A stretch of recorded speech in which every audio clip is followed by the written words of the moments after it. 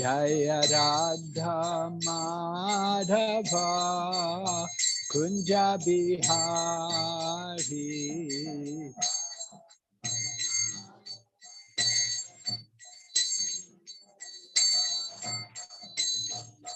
Gopi Jana Balabha Giridharidhari.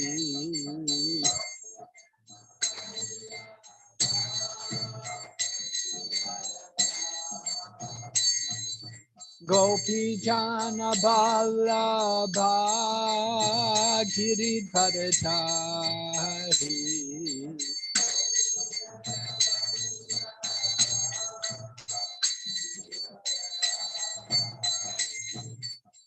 Yashodanandana Braja Janaranjana.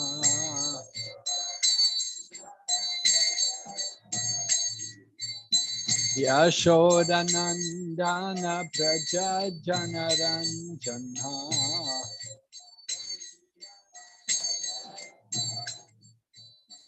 Yamunatira Vanachari.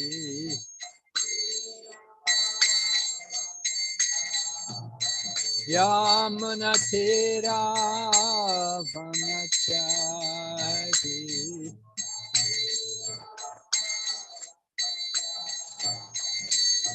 Jaya Radha Madhava Kunja Bihari.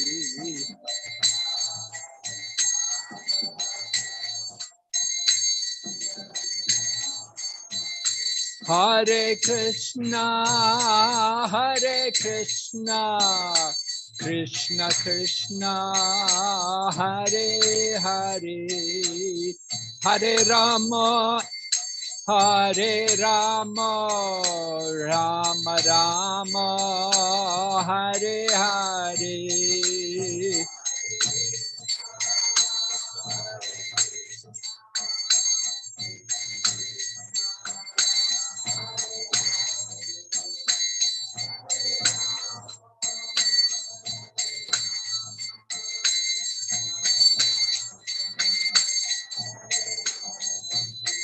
Hare Krishna,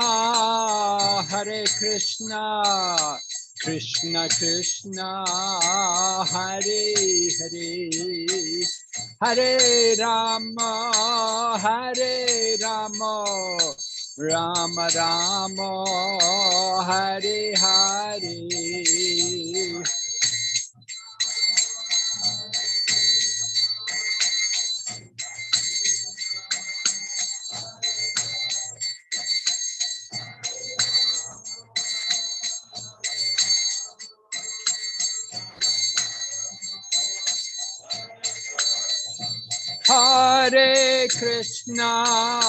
Hare Krishna, Krishna Krishna, Hare Hare, Hare Rama,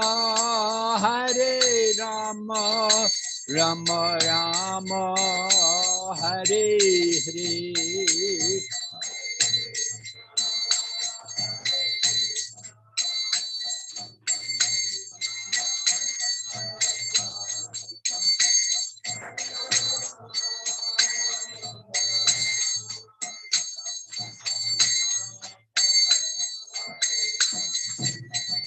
Hare Krishna,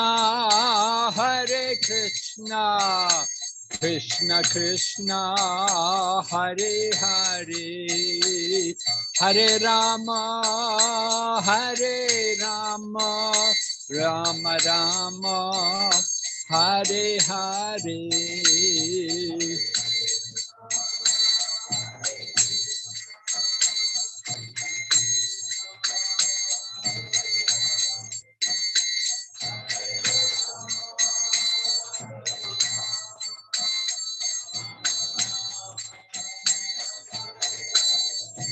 Hare Krishna, Krishna Krishna, Hare Hare, Hare Rama,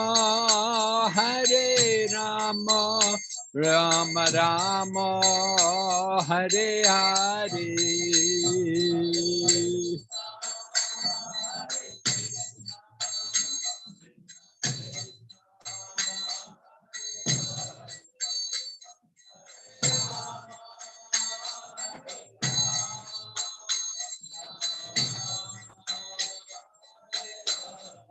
Hare Krishna, Hare Krishna, Krishna Krishna, Hare Hare, Hare Rama, Hare Rama, Rama Rama, Hare Hare.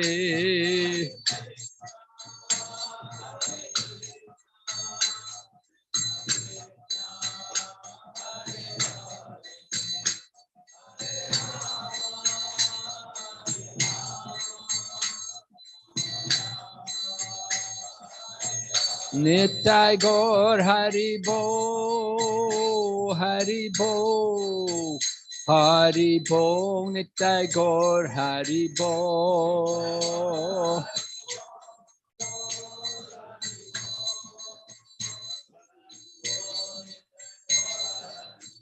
Jai Jai Prabhupada, Prabhupada, Prabhupada, Prabhupada.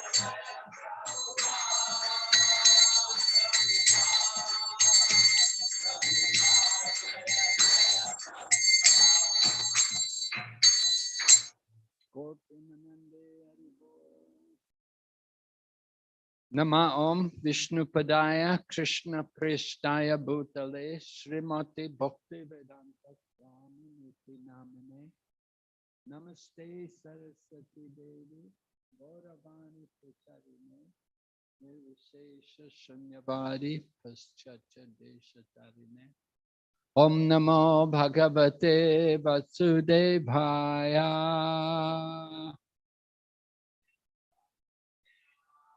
Om Namo Bhagavate Vasudevaya Om Namo Bhagavate Vasudevaya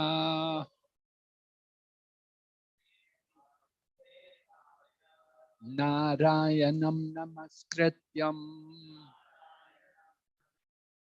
Naram Chaiva Narottamam Daivim Sarasatim Vyasam Tato Jayamudhirayat Nasta Prayeshu Vabhadreshu Nityam Bhagavata Sevaya Bhagavate Utamashloke Bhaktir Bhavati Naishtaki.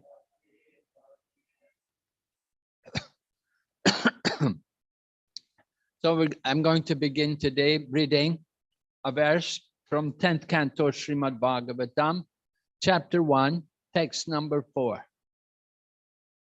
An important verse.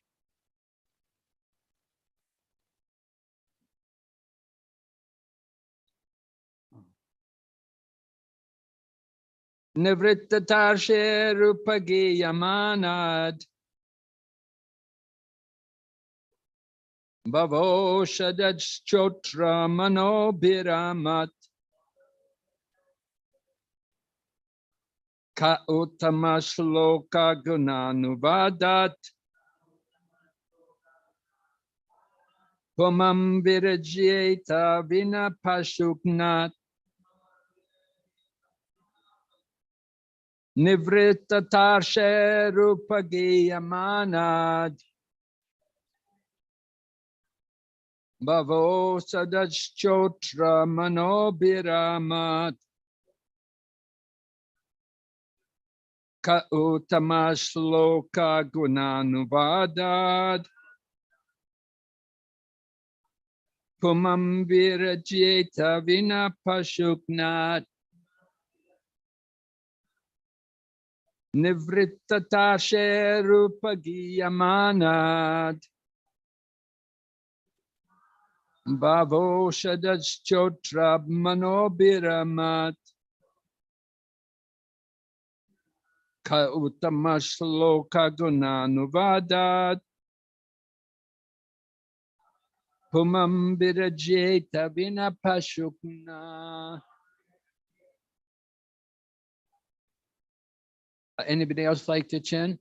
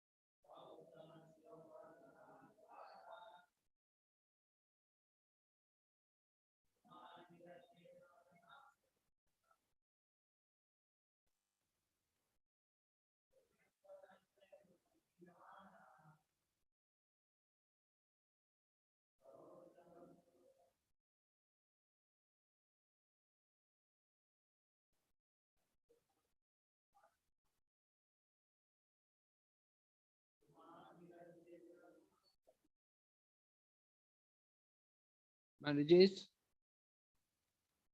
No. Nivritta, released from. Tashai, lust or material activities. Upagiyamanat, which is described or sung. Bhava oshadat, which is the right medicine for the material disease. Shotra, the process of oral reception. Mana, the subject matter of thought for the mind. Abhiramat, from the pleasing vibrations from such glorifications. Ka, who, Uttamashloka, of the Supreme Personality of Godhead. Guna Anuvadat, from describing such activities. Puman, a person. Virajyeta, can keep himself aloof. Vina, except. Pashuknat, either a butcher or one who is killing his own personal existence. Translation: glorification of the Supreme Personality of Godhead is performed in the Parampara system. That is, it is received from the spiritual master to disciple. Such glorification is relished by those no longer interested in the false temporary glorification of this cosmic manifestation. Descriptions of the Lord are the right medicine for the conditioned soul undergoing repeated birth and death. Therefore, who will cease hearing such glorification of the Lord except a butcher or one who is killing his own self? These words are spoken by Maharaj Parikshit, by the way. Purport by His Divine Grace, A.C. Bhaktivedanta Swami Prabhupada. I won't read the whole purport. It's a long purport. I do encourage all the devotees. You can go through it in your leisure.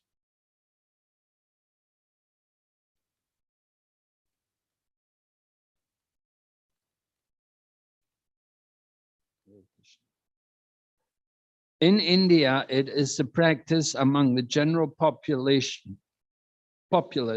to hear about Krishna, either from Bhagavad Gita or from Srimad Bhagavatam, in order to gain relief from the disease of repeated birth and death. Although India is now fallen, when there is a message that someone will speak about Bhagavad Gita or Srimad Bhagavatam, thousands of people still gather to hear. This verse indicates, however, that such recitation of Bhagavad Gita and Srimad Bhagavatam must be done by persons completely freed from material desires, nivritta tarshai. Everyone within this material world, beginning from Brahma down to the insignificant ant, is full of material desires for sense enjoyment. And everyone is busy in sense gratification. But when thus engaged, one cannot fully understand the value of Krishna Katha, either in the form of Bhagavad Gita or in Srimad Bhagavatam. If we hear the glories of the Supreme Personality of Godhead from liberated persons, this hearing will certainly free us from the bondage of material activities. But hearing Srimad Bhagavatam spoken by a professional reciter cannot actually help us achieve liberation. Krishna Katha is very simple. In Bhagavad Gita, it is said that Krishna is the Supreme Personality of Godhead. As he himself explains, Mata parataram nanyat kinchid asti dhananjaya. O Arjuna, there is no truth superior to me. Bhagavad Gita 7:7. Simply by understanding this fact that Krishna is the Supreme Personality of Godhead, one can become a liberated person. But especially in this age, because people are interested in hearing Bhagavad Gita from unscrupulous persons who depart from the simple presentation of Bhagavad Gita and distort it for their personal satisfaction, they fail to derive the real benefit.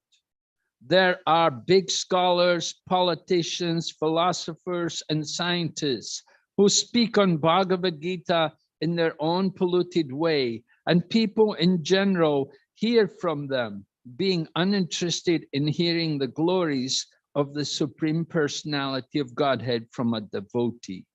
A devotee is one who has no other motive for reciting Bhagavad Gita and Srimad Bhagavatam than to serve the Lord.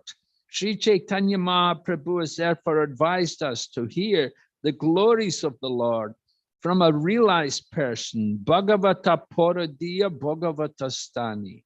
Unless one is personally a realized soul in the science of Krishna consciousness, a neophyte should not approach him to hear about the Lord, for this is strictly forbidden by Sanatana Goswami, who quotes from the Padma Purana, Avaishnava Mukognirnam Putam Harikatamritam Shravanam Naiva Kartavyam Sartopista Yatapaya. One should avoid hearing from a person not situated in Vaishnava behavior. A Vaishnava is Nivritta Trishna. That is, he has no material purpose, for his own purpose is to preach Krishna consciousness.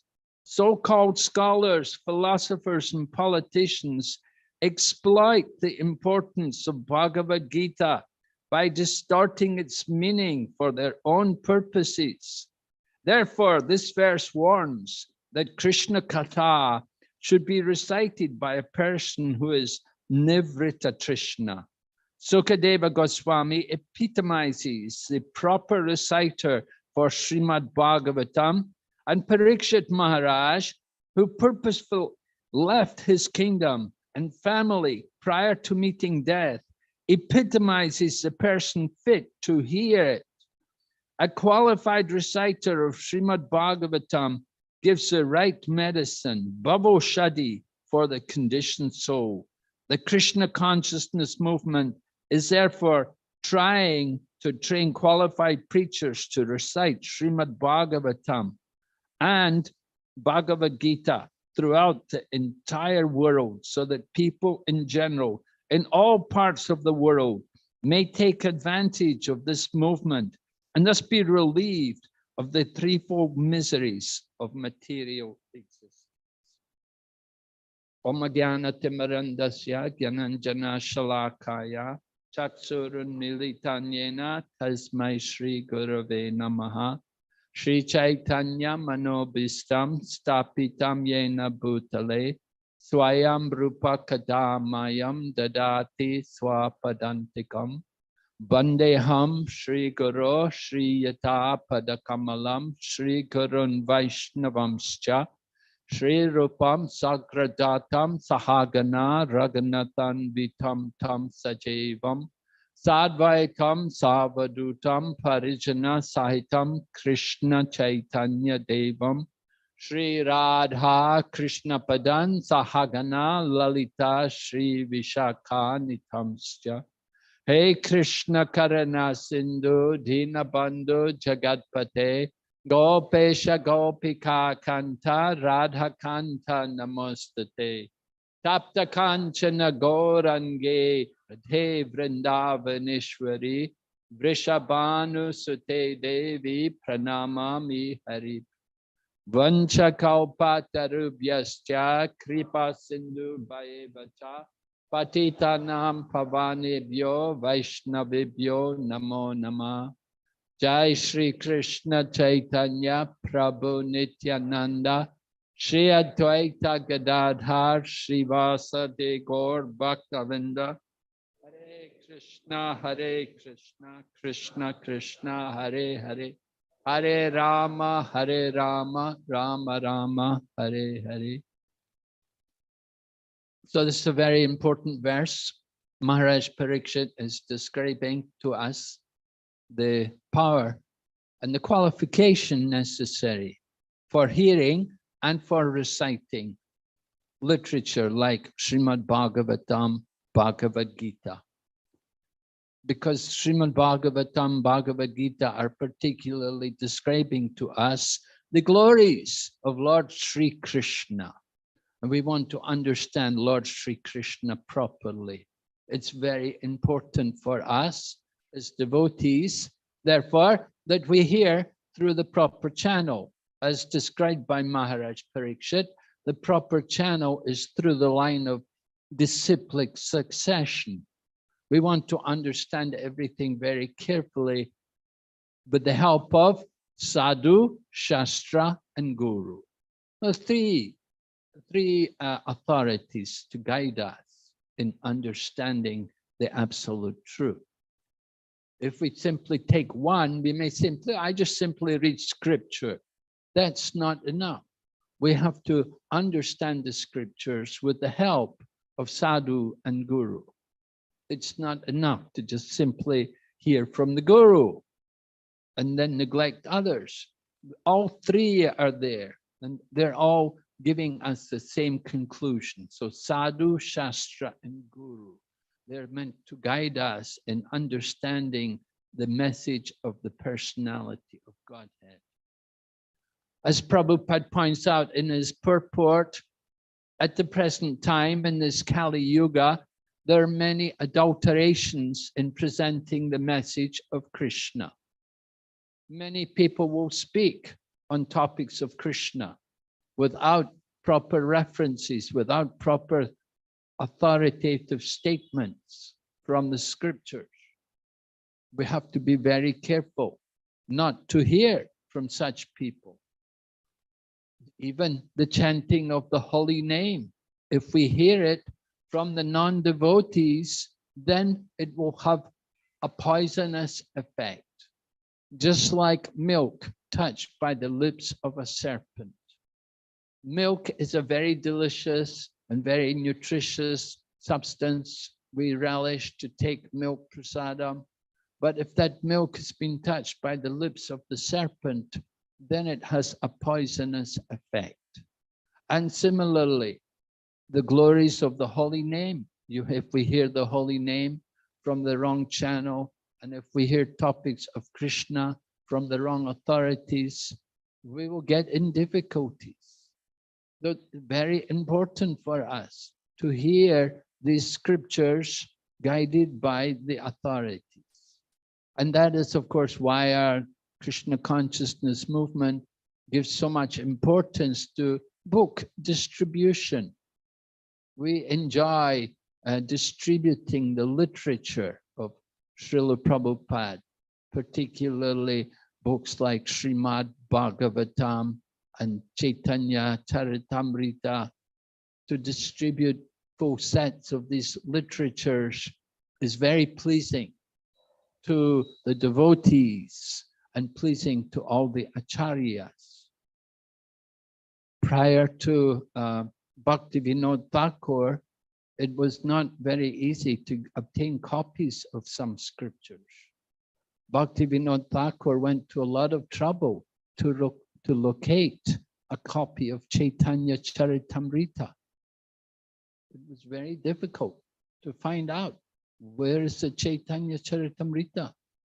And he was living in Bengal, in Orissa, but even there, they could not find so easily Chaitanya Charitamrita. So Bhaktivinoda Thakur then also discovered books like Upadesh Amrita, a very important book given to us by Srila Rupa Goswami. And not only did he find these books, but he also wrote his commentaries on them to help us and to enrich our understanding of these books. So the point is, understanding topics of Krishna is a mystery. It's not easy. People often go off track. And that is why Lord Krishna in the Bhagavad Gita says, Janma karma cha me divyam evam yoveti takvataha takvadeham puner janma naiti mamiti. So Arjuna. We heard from His Holiness Brahmananda Swami. There was this one devotee, a very early disciple of Srila Prabhupada, Brahmananda Prabhu. He became Brahmananda Swami for some time. So Brahmananda, he told us that he said he had heard the most important verse in the Bhagavad Gita was that verse from the 4th chapter. Just hearing, rather understanding the birth and the activities of Lord Krishna to be transcendental.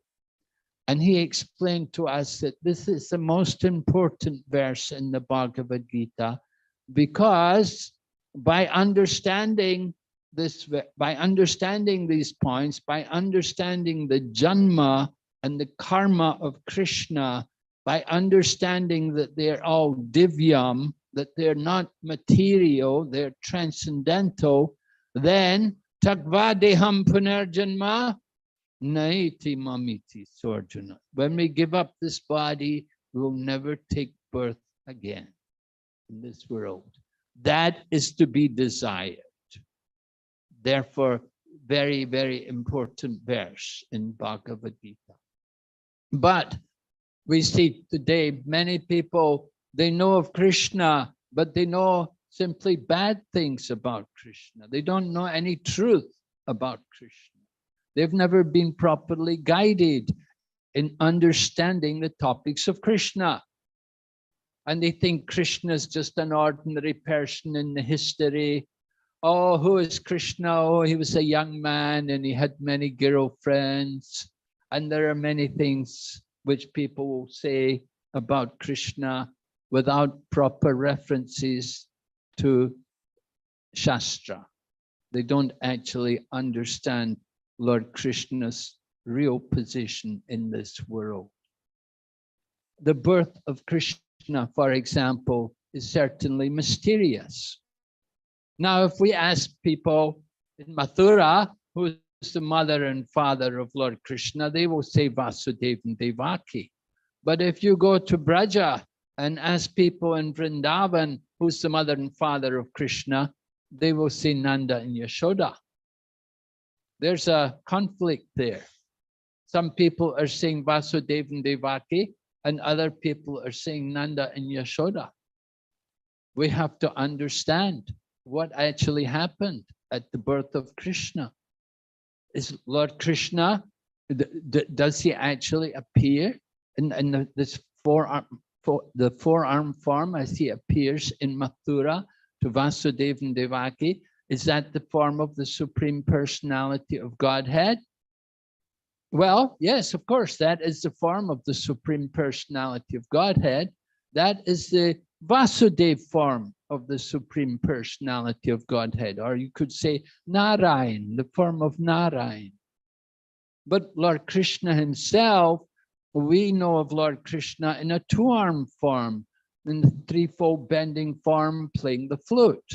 Why did he appear in a four-arm form to Vasudeva and Devaki in the prison house of Kamsa? Well, of course, we understand that Lord Krishna appears in that four-arm form for the purpose of establishing or revealing his identity as the Supreme Lord to Vasudeva and Devaki. Because Lord Krishna considered that if he simply came in his two-arm form as a child, then Vasudeva and Devaki, they would not understand that this is actually the Lord who's personally coming as their child. In order to confirm to them that he is actually the Supreme Lord, he came therefore in his four-arm form, holding the symbols of the conch and the club and the lotus and the disc, the four symbols of Lord Vishnu. So he appeared in this way in the prison house of Kamsa, fully decorated with jewels and ornaments. And in this way, Vasudeva and Devaki, they offered prayers to the Lord. Understanding that the Lord was coming as their child, they offered their prayers to him. And they also gave charity in their mind. They were in the prison. They couldn't physically do it, but within their mind, they gave charity to the Brahmanas. They gave 10,000 cows in charity. So Vasudeva and Devaki, they were reminded by the Lord at that time. He reminded them that he had already come as their child on two previous occasions. And the Lord told them, he reminded them that first of all, when you were Prishni and Sutapa, I came as your child, Prishni Garbha. And then in your next birth, you became Aditi and Kashyapa. At that time, I came as your child, as Vamanadev, as Lord Vamanadev. And now I'm coming again as your child. This is the third time. But Prishni and Sutapa had undergone great austerities in the beginning in order to get the benediction of having the Lord as their child for 3 births. So the third birth actually took place in the prison house of Kamsa. And you have Vasudeva and Devaki then offering their prayers. And then they requested the Lord to change his form and to take a form like an ordinary child, because they thought it will be very difficult for us to explain to people that you're our child when you have a 4-arm form fully decorated with jewels and ornaments. People will have great difficulty to accept that you are our child. So you please take the form of a baby. And in this way, the Lord transformed himself into a child. And then by the arrangement of Yoga Maya, Vasudeva was able to carry the child out of the prison house of Kamsa and go across the Yamuna River. Although the Yamuna River was in full spate with the heavy rain which was falling at that time, Vasudeva was guided. Somehow there was a she-jackal which led the way across, and he followed in the footsteps and crossed the Yamuna and went to the home of Nanda Maharaj in Gokul. Now, Nanda Maharaj's wife Yashoda had also delivered, and she delivered just at the same time Vasudeva and Devaki's child had appeared. In other words, at the stroke of midnight. Now, Yashoda had delivered not simply one child, but actually there were two children delivered to Mother Yashoda. One was male and one was female. At this time, Vasudeva had come there. Everyone was asleep, including Mother Yashoda.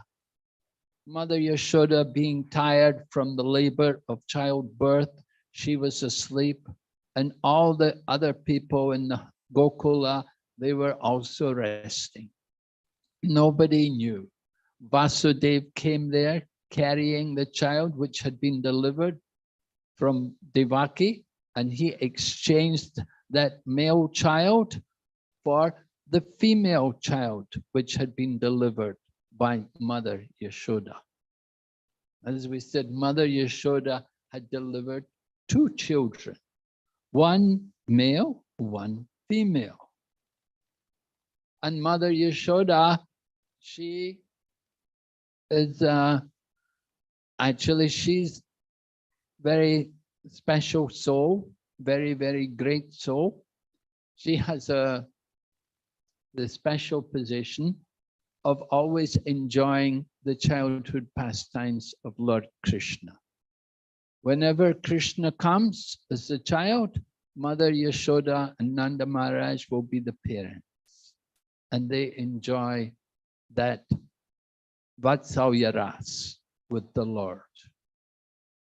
Vasudeva and Devaki, they could do austerities and they could get the Lord as their child, but they could not enjoy the childhood pastimes of Krishna. They could simply have the satisfaction of giving birth to the Lord, bringing the Lord into the world, but they never got to taste the pleasure of Krishna's childhood lila. That is only for Mother Yashoda and Nanda Maharaj. So very special. Mother Yashoda and Nanda Maharaj, they're even more elevated than Vasudeva and Devaki. Vasudeva and Devaki, they offered prayers to the Lord. They offer their prayers to the Lord, but Mother Yashoda and Nanda Maharaj, they're not offering prayers because they simply see the Lord as their child. So they don't offer it. They're not offering prayers. It's a different mood. Mother Yashoda and Nanda Maharaj, they don't have the same kind of awe and reverence which Vasudeva and Devaki showed towards the Lord.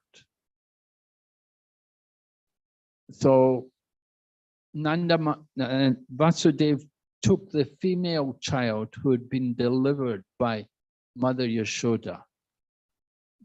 And that male child which Vasudeva brought over, that male child entered into the male child which had been delivered by Mother Yashoda. So the two male childs became one. Sometimes it's explained that one male child was Vasudeva Krishna, and the other male child is Shyam Sundar Krishna. So Krishna has Ananta Rup. He has many different forms. He appears in many different places in many different forms. So this Shyam Sundar Krishna, that is the original form of Krishna, the original Swayam Bhagavan Krishna. But the Vasudeva Krishna, who came from Mathura, that is the subordinate expansion of the Shamsundar Krishna. So Shamsundar Krishna and Vasudev Krishna, they become one. And the Giro, that is taken by Vasudev back to the prison house of Kamsa. Now, who is this Giro who was born to Mother Yashoda? But that should be understood. This Giro is described as being Yogamaya. Yogamaya also has Yogamaya has many different forms, actually 16 different forms, one of which is Subhadra. Subhadra is a name which we hear in Krishna Lila.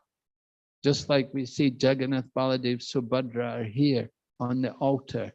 So when we think of Subhadra, we think of Lord Krishna's sister, just as we see here on the altar with Jagannath and Balarama and Subhadra.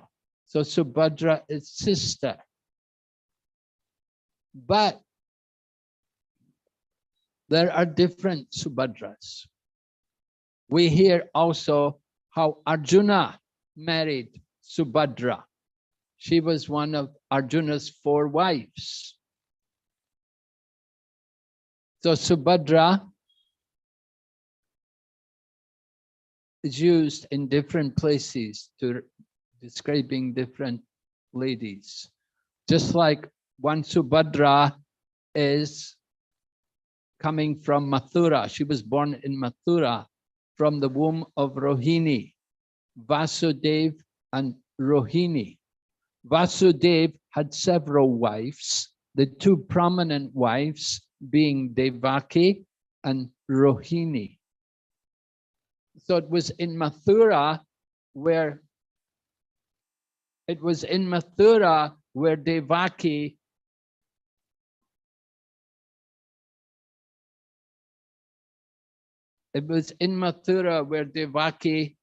where Rohini delivers Subhadra. And later on, she goes to live in Dwarka. And there was at that time, Arjuna became attracted to Subhadra. With the arrangement, with the blessings of Lord Krishna, Subhadra was taken by Arjuna for his wife. So that's one Subhadra who becomes the wife of Arjuna. That Subhadra, she doesn't have any pastime in Braja. She never went to Braja. She was born in Mathura, and then she's living in Dwarka, and she's married to Arjuna. From Dwarka, she married to Arjuna. But there's another Subhadra. Generally, we think that the child born to Mother Yashoda is Subhadra. Actually, it is Yoga Maya who is born as her child. And from that Yoga Maya form, the Yoga Maya form is a spiritual form, and her expansion as Mahamaya is then taken by Vasudev over to Mathura, to the prison house of Kamsa. Because Kamsa comes to the cell when he hears that Vasudeva and Devaki have delivered their 8th child, then at that time,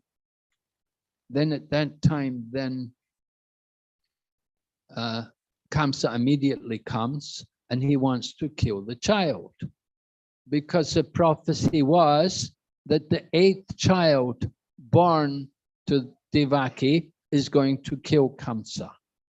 So Kamsa is waiting anxiously for this 8th child to appear. And when he hears that the 8th child has actually come, he immediately comes to the prison house and he takes the child from the arms of Devaki. But then the child, he tries to throw it to the ground, but the child rises up in the air and assumes the form of a deva, a demigoddess. Now that demigoddess has many different names by which she is worshipped by people, because she's very powerful in the material energy. She is not Yogamaya, but she is Mahamaya. So she's also known as Durga or as Vaishnavi. She's known as Bhadrakali. She's known as Narayani. There are many different names by which this goddess who appeared in the prison house of Kamsa is worshipped. When Kamsa tried to kill the child rose up into the air and assumed the form of the goddess. And then from the goddess form, she then went off to the Vindhya hills, where she is worshipped today still, in the Vindhya hills. So we should understand that this child, this was not actually Subhadra. Subhadra is different. Subhadra is spiritual. She can be known as Bhadra, but not as Subhadra. Subhadra is a form in the spiritual sense, and Bhadra is in the material sense. So in this way, the child born from Mother Yashoda was exchanged by Vasudeva, brought to Mathura, and then became the demigoddess. Lord Krishna, however, he became the one child. That the child brought by Vasudeva merged into the form delivered by Mother Yashoda. The original Supreme Lord Krishna, he assumed he is there in Gokula as the child of Nanda and Yashoda. So the birth of Lord Krishna is very mysterious, and similarly also the birth of Lord Balaram is equally mysterious, because we know that Lord Balaram, he was the 7th child originally in the womb of Devaki with Vasudeva. He had appeared in the womb of Devaki as the 7th child, but then he had been transferred from the womb of Devaki with the help of Yogamaya. He was transferred over to Gokula, where Rohini was staying. And in this way, Lord Balaram appeared as the child of Rohini. But initially, Balaram was the child of Devaki and Vasudeva. So another bewildering pastime. So trying to understand the birth of Lord Krishna is not an easy thing. We see it is very intricate, very detailed. And without being guided by the acharyas, then we will never understand who is actually Lord Krishna and what is his birth, how did his birth come about. So we have to understand these things very carefully by studying books like Srimad Bhagavatam. Then we can be guided with the help of the acharyas. Then they explain everything to us very clearly. Just as the birth of Lord Krishna is mysterious, so similarly also the disappearance of Lord Krishna is equally mysterious. People have great difficulty to understand how Lord Krishna can leave this world. And we often hear people say that Lord Krishna was shot in the foot by a hunter. That Jara, the hunter, fired his arrow and it hit the foot of Lord Krishna, and this is how Lord Krishna died. So we hear this kind of reason, people will explain like this, and then they will say, yes, and Krishna's ashes are there, and you can go there in Saurashtra, there in Gujarat, there's some place there, and they have the ashes of Lord Krishna. So people try to explain the disappearance of Lord Krishna in these ways, which is not actually how it happened. But they do not understand the inconceivable potency of Lord Krishna. They do not understand that Lord Krishna has this achintya shakti, that he appears just as his appearance is not ordinary. And similarly, when he leaves this world, it is also not ordinary. Just as we say about the pure devotee of the Lord, that if we think the pure devotee has a material body, well, then we think he takes birth and dies like an ordinary person. This is wrong.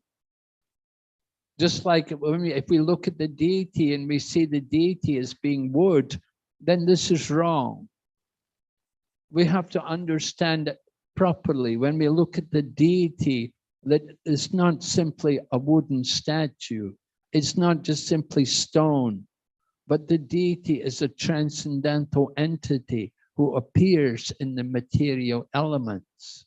And similarly, the pure devotees of the Lord, when they appear in this world, it may appear like they have a material body, but we should understand their birth and their disappearance from this world are not ordinary, that they appear by the arrangement of Krishna and they leave this world by the arrangement of Krishna. And similarly, when we look at Lord Krishna, just as it is true that the pure devotees of the Lord do not have a material body, we should understand Lord Krishna also does not have a material body. In the Bhagavad Gita, Lord Krishna himself says, Abhijananti mamudha manushim tanamashritam param bhavam ajananto mama bhuta maheshwaram. That the foolish mock at me, descending amongst them like a human being. They do not know my transcendental nature and my supreme dominion over all that be. So people think of Krishna as being an ordinary person. They think his birth is like our birth, and they think when he leaves this world, it's like our death also. We have to understand Lord's birth is not material, and when he leaves this world also, it is not material. But Lord Krishna is very tricky, and he does bewilder the minds of the foolish people. Lord Krishna himself said, I am never manifest to the foolish and the unintelligent. For them, I am covered by my eternal creative potency. So we should understand that the disappearance, when Lord Krishna left this world, it was not that he died. Krishna's body is not material. He has a spiritual body. Spiritual bodies don't die. But they appear and then they disappear. Just like the sun. Prabhupada gives a comparison to the appearance of the sun. Just as the sun rises in the morning and sets in the evening. So it's not that the sun dies. The sun may set. It's hidden from our vision. But the sun is still existing. In the same way, Lord Krishna appears in this world. He appears just as the sun rises, and he performs pastimes. He performs his wonderful lila with his devotees. He fulfills his mission. Paritranaya sadhunam vinaschaya chaduskritam dharma samstarpanartaya sambhavami yuge yuge. The Lord is coming millennium after millennium. In every age, he comes to give pleasure to his devotees, to annihilate the miscreants, and to re-establish the principles of religion. And when his mission is completed, then he leaves the world. He leaves this world. He does not die. He doesn't suffer old age, disease, or death. Lord Krishna was on this planet for more than 100 years, but still he looked just like a young man. There was no question of gray hair or anything else like that. He was eternally youthful. And when he finished his pastimes, it came time for him to leave this world. But he did it in a very special, cunning way to bewilder the minds of the atheistic people. He left a material body. He did not leave his own divine body, but he arranged for another body to be there. He arranged it was all a magic show. Just like you have magicians who can come and do wonderful magic tricks. Srila Prabhupada told about one magician. He came to the royal palace and he did these incredible magical tricks. He arranged by his magical power that the different sons of the king all killed each other. They all died. And there was so much fighting going on in the palace. Everybody was killing each other. And it was all going on magic. After a few days, the magician sent a messenger back to the king's palace and said, kindly ask the king to give some contribution and reward in appreciation for the magic trick. All of the sons of the king and everyone are all alive and well. And it was I simply arranged a magical performance for the pleasure of the king. So kindly ask him to give me some reward for my magic. Like this, Krishna also performs wonderful magic when he appears. He comes, he appears, and he appears like an ordinary little child. And he's enjoying his wonderful pastimes with his devotees. Sometimes also he's killing different demons. But that is his special reward on these demons. That those who are killed by Lord Krishna, they are liberated. They all get to go to the spiritual world in one form or another. Some actually enter into his spiritual pastimes in the kingdom of God, and others enter into the Brahmajyoti. But one way or another, they're all elevated to the highest position.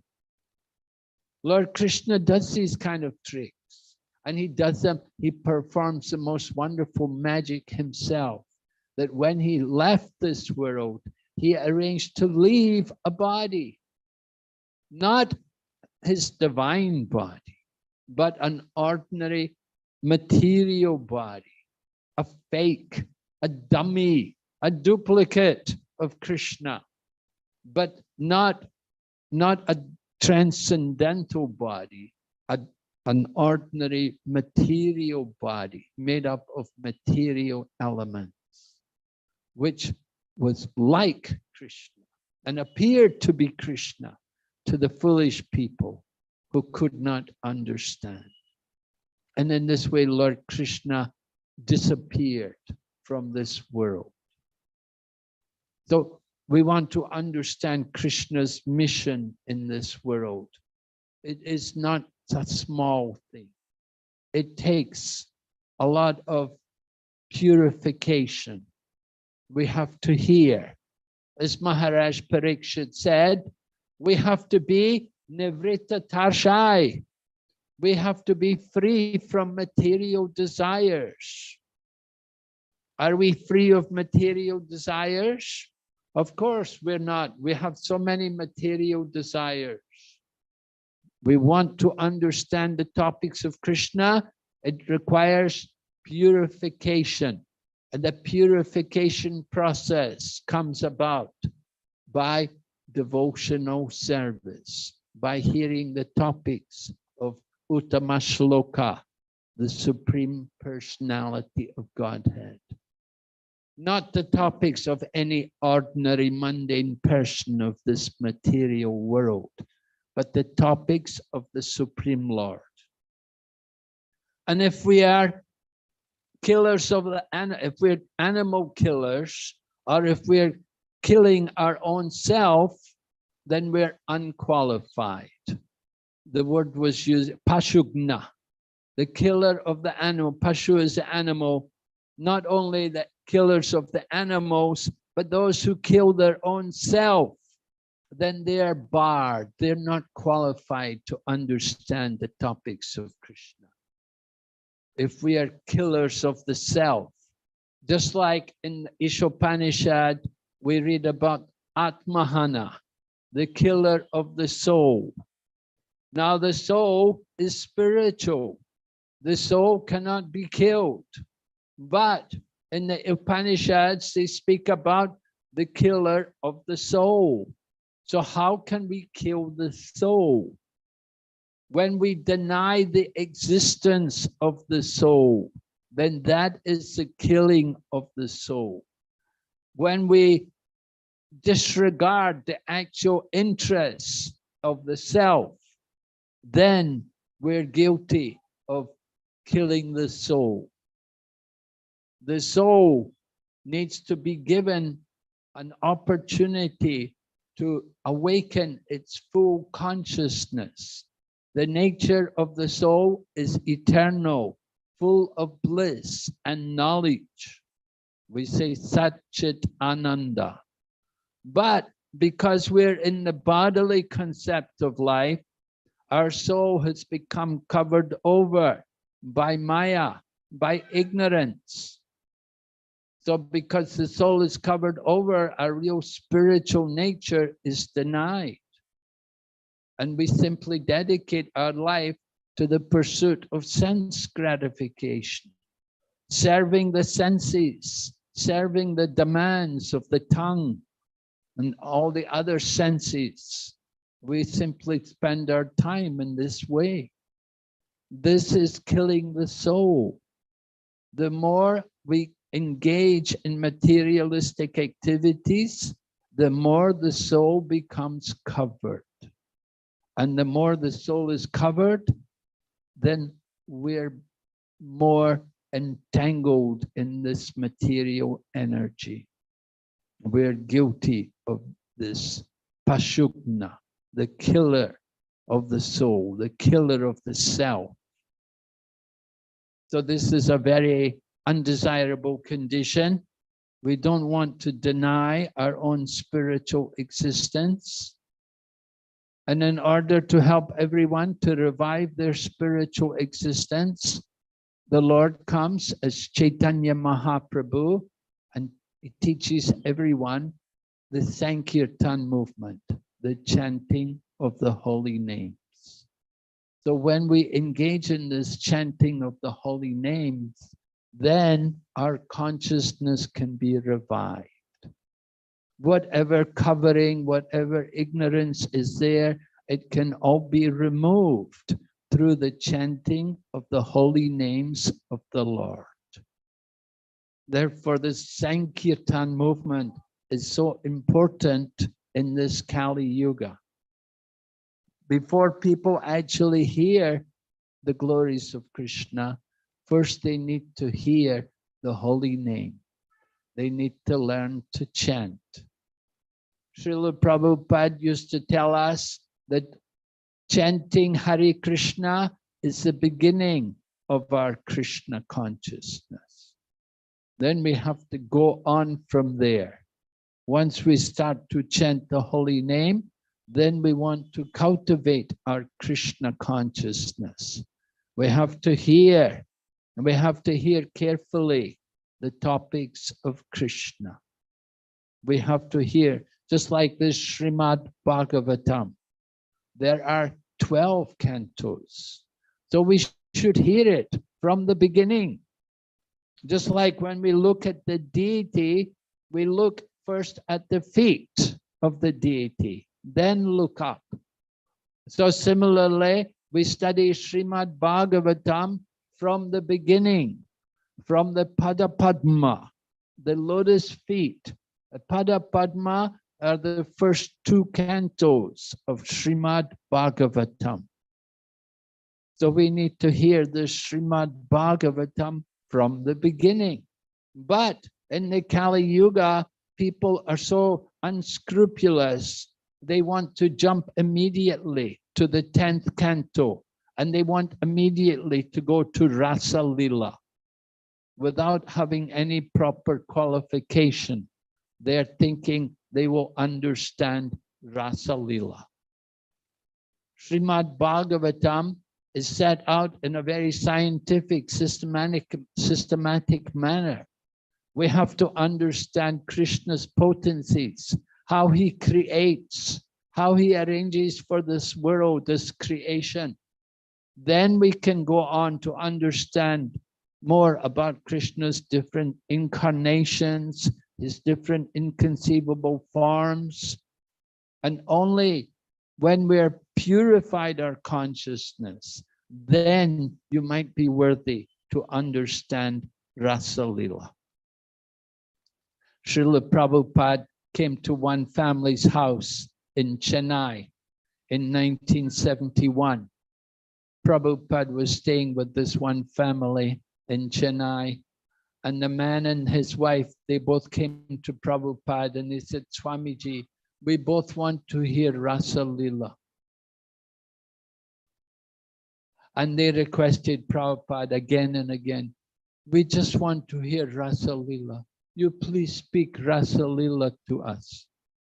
Prabhupada ended up saying, you may be qualified to hear, I'm not qualified to speak. Prabhupada would not speak to them this Rasa Lila. He understood they were not actually really qualified to hear. But people, Kali Yuga, are so unscrupulous, they're such rascal. Immediately they want to hear Rasa Lila. This is not the program. We have to hear from the beginning, and we have to hear very carefully and understand properly the birth and the activities of Lord Krishna, how they are not of this world, how they are actually transcendental. All right, so we will stop here now and we'll ask if there's any question. Yes, Prabhu? Maharaj, you said that Devaki and Vasudev, by dint of their austerities, they could get the Lord as their son, which they desired. So is this part of the Leela in the material world, that the eternal associates of the Lord are showing that they are doing austerities and then getting the Lord as the son? Or is it actually so that they did austerities and that is why now they are eternal associates of Krishna? Well, they did austerities. They had the desire to have the Lord as their child. They actually had that desire to get the Lord as their child, that they give birth to the Lord. Now, afterwards, if you read Srimad Bhagavatam, then you come to 11th canto, Srimad, you can read how Vasudeva afterwards, he lamented that Lord Krishna had appeared, and Vasudeva, after Lord Krishna disappeared and left the world, then Vasudeva lamented that he never took advantage of the appearance of Lord Krishna. That what he should have endeavored for was to get out of the material world. But somehow or other, just due to maybe the plan of the Lord, Vasudeva and Devaki had the desire to have the Lord as their child. They just desired that the Lord would come as their child. And so the Lord did it. He fulfilled their desire. And of course, as I said, he took birth. Immediately after birth, he left. He didn't remain with them. Later on, after Krishna's grown up a bit, then Vasudeva and Kamsa is killed, and Vasudeva and Devaki are freed from the prison house of Kamsa, and then they're reunited with Krishna again. But Krishna's grown up. It's not the same. You know, the childhood pastimes are more enjoyable. Generally, the mother and father will get more pleasure in the childhood rather than once the child grows up. Child grows up a bit, you know, they're not going to hold your hand anymore. You know, they become a bit the children grows up, they become independent. They're not, you know, it's not quite the same rasa anymore with the children. But Vasudeva and Devaki, they just wanted the Lord as their child. Later on, they lamented, they regretted that it wasn't important to get the Lord as their child. What they should have tried for was to get out, get liberation, get out from this material world. They should have thought more of that rather than just simply having the Lord as their child.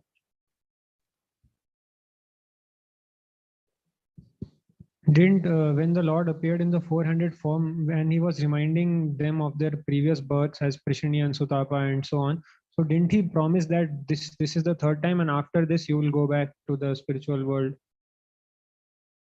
No, he didn't promise that. Maharaj, in the Krishna book, in this chapter, it is when God starts reminding them that earlier also had come twice. Then he says that, Prabhupada writes that he told them that this is the third time, and after this, you will go to, you will not have to be reborn in the material world. I don't remember hearing this. Prabhupada may have said that. But you see in the 11th canto, you have Vasudeva lamenting that he didn't take proper advantage. That instead of just endeavoring to get the Lord as a child, what he should have been endeavoring is to get out from the material world.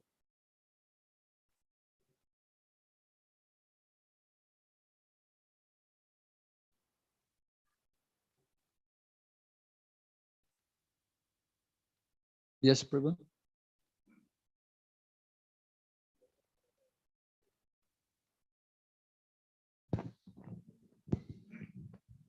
Can you please help us understand?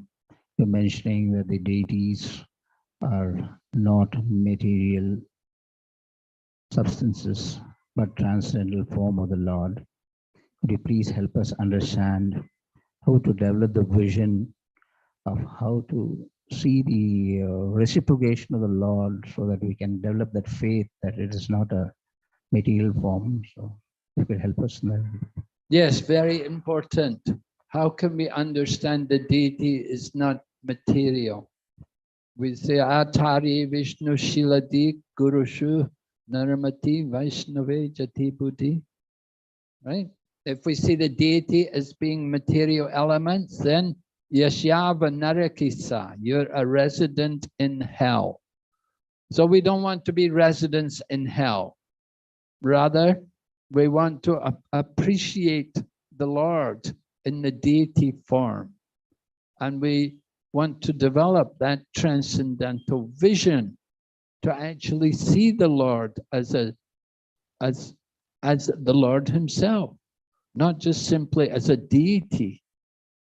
You know, there's a story goes that the young boy was told by his father to offer to the deity. He made the offering to the deity and the deity ate the offering. And so the father got a bit discouraged. He said, what? The deity ate the offering? It's only a deity. He's not supposed to eat the offering. So rather we should feel great pleasure when the deity eats the offering. So the deity is another incarnation. the Lord comes in different forms, different avatars. And so Archamurti, this is the form of the Lord in the deity. The Lord enters in the material elements as the deity. We have to worship the deity with love, to understand deity, to understand that the deity is Krishna himself, not different. We have to have the mood of service. With the more we serve the deity and offer service to the deity, then the more we will develop that transcendental vision to see Krishna, to see that there's no difference. Just as the holy name is not different from Lord Krishna, the deity is also not different from Lord Krishna. And we know there are many cases that we have Shira Kora Gopinath, the deity who stole the sweet rice. We have Shakti Gopal, the witness deity. We have these different deities who are performing these different pastimes, showing us that the deity is not ordinary, that it is not just simply some statue. But if you see the deity like that, then you will never see the real nature of the deity. Everything depends on the attitude of the performer. So if we have the right attitude in worshiping the deity, we will see the deity with transcendental vision. There has to be that transcendental vision. How to understand? We say, just like Premanjana, the one Prabhupada said, there's only one qualification to see God. And then he quoted the verse from the Premanjana Charita. When our eyes are anointed with prema, then we will see, then we will develop love for God. So similarly, we want to see the deity, we have to anoint our eyes with that love, with that prema.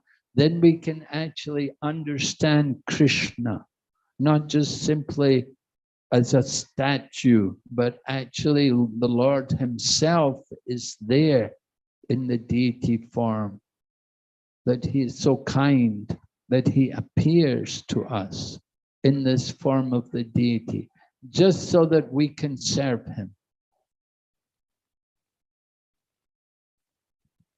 We see when Madhavendra Puri was there, that time Madhavendra Puri wanted to taste the sweet rice, and the deity stole one of the pots of sweet rice.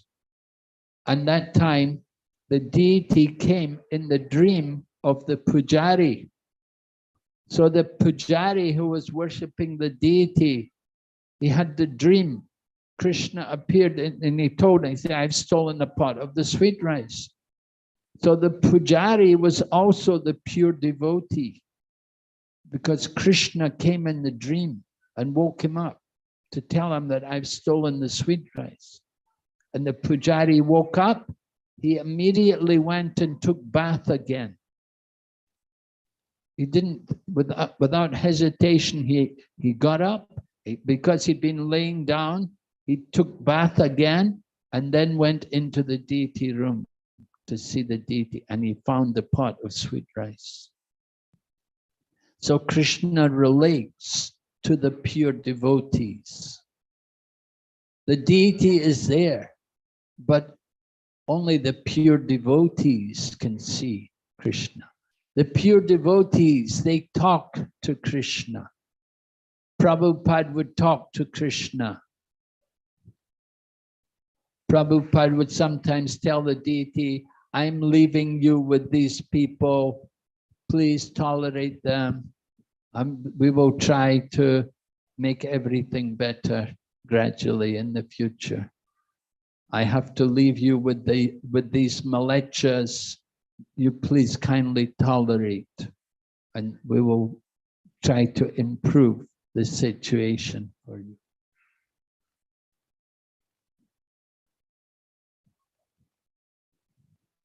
So worshipping the deity is very, very special. We're very fortunate to have deities. We want to take advantage. You have to develop the prayerful mode. We have to speak to the deity.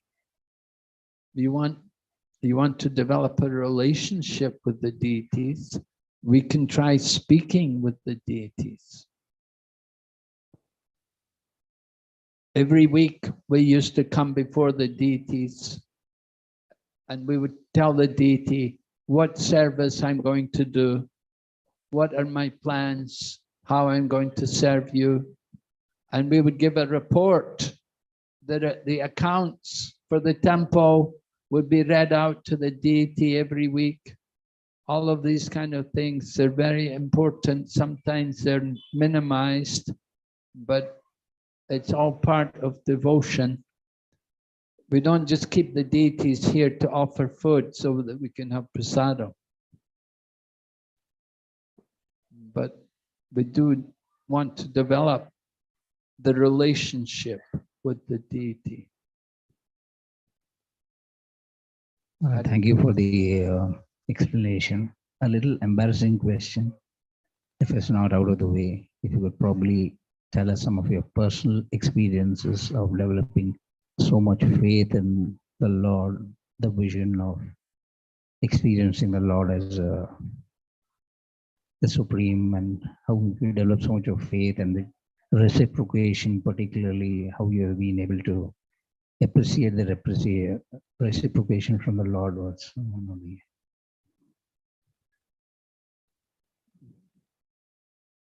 Well, that's all every individual's own experience, reciprocation from the Lord. Yes.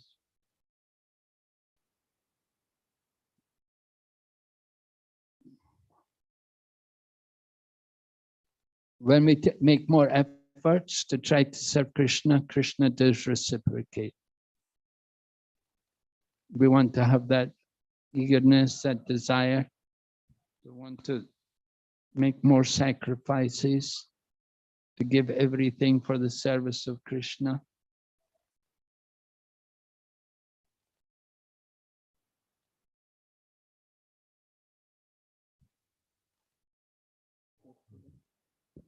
Hare Krishna Maharaj. Thank you for the wonderful class. Maharaj, the question that I had, so in the class you mentioned Vasudev and Devaki, they had to deliver the child to Nanda Maharaj. So they could not enjoy the childhood pastimes of Krishna. And you also mentioned that the mood was awe and reverence, and with Yashodamai Nanda Maharaj, it is the mood of Vatsalya. So from a sadhaka perspective, Maharaj, what should be the mood when we worship the deity or when we deal with the deities, or in fact, for that matter, what should be the mood? What should be our mood in worshipping the deities? Well, we're not Raganuga Bhaktas, Raganuga Bhakta, that's very advanced, and rather Prabhupada taught us we worship the deities in the mood of Lakshmi Narayan. So we do worship with proper respect and veneration. We want to be careful. Raganuga Bhakta, if we're more if we've come to that level of Raganuga Bhakti, then that's something which we don't bring so much into the deity worship. But in the deity worship, the mood is more Lakshmi Narayan. We keep the proper mood, worshipping the deities with awe and veneration, offering prayers and so on.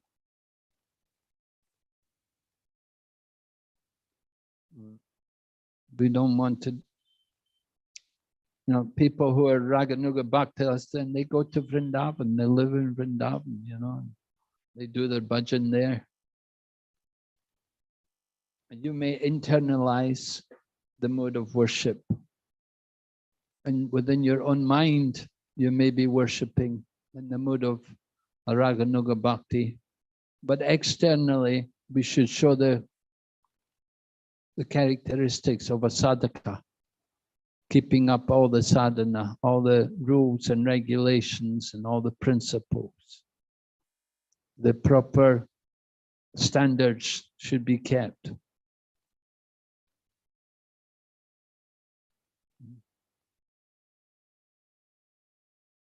Otherwise, it just simply creates doubts in the minds of ordinary devotees. So even though somebody may be doing Raganuga Bhakti, it should be internal. It's not something which they will make a show of. It's not that they do something different. Rather, they'll keep the same program as Prabhupada has established in the ISKCON society.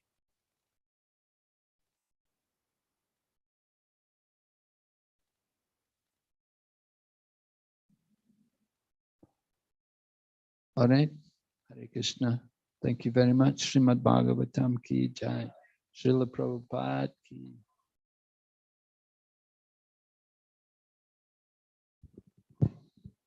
Hare Krishna. Jai Shri Shri Jagannath Baladev Subhadra Mai ki jai. So thank you so much, Maharaj. Very, very simple and clear layman language. You've explained a very complicated topic, Maharaj, today.